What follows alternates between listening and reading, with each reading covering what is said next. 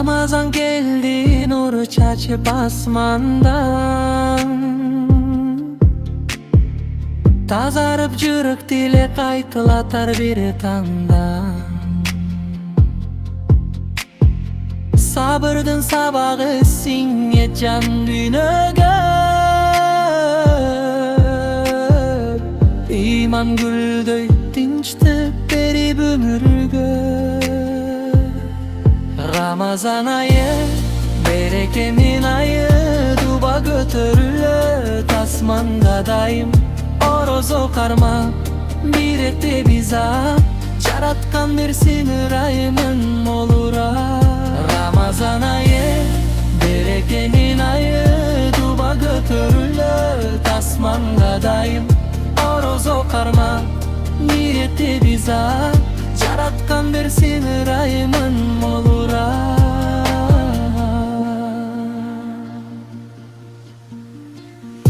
Azan жаңырып көңіл тынчтык табар. İftarda dasturkon birimdik жаратар.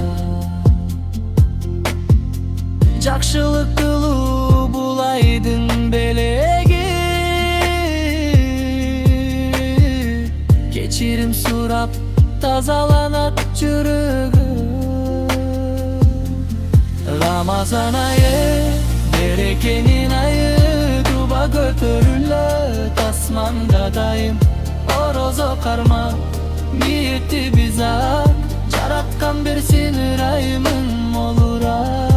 Ramazan ayı berekenin ayı, duba götürülü tasmanda daim. Orozo karma niyetti biza, çaratkan bersin ürayımın olura.